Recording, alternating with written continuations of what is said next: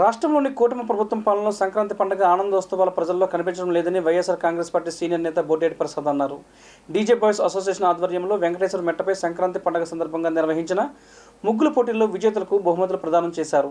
ఈ సందర్భంగా బొడ్డేటి ప్రసాద్ మాట్లాడుతూ ప్రజలందరికీ సంక్రాంతి శుభాకాంక్షలు తెలియజేశారు.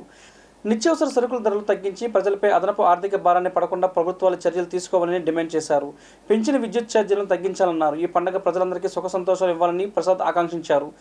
అసోసియేషన్ మాట్లాడుతూ ప్రతి ఏటా సంక్రాంతి ఉత్సవాలను ఘనంగా నిర్వహిస్తున్నామన్నారు. ముగ్గుల పోటీల్లో పాల్గొన్న వారందరికీ కానుకలు ఇచ్చామని, ప్రథమ, ద్వితీయ, తృతీయ బహుమతులు పొందిన వారికి ప్రత్యేక కానుకలు అందజేశామని తెలిపారు. 33వ వార్డ్ ఈరోజు డీజే బాయ్స్ ఆధ్వర్యంలో దిలీప్, కార్తీక్, వెంకటేష్ మొత్తం యూత్ బాయ్స్ అందరూ కూడా కలిసి ఈరోజు ముగ్గుల పోటీని జరపడం జరిగింది. ఎందుకంటే ఈరోజు గత కొన్ని సంవత్సరాలుగా పండగలు అనేవి దండగా మారాయి.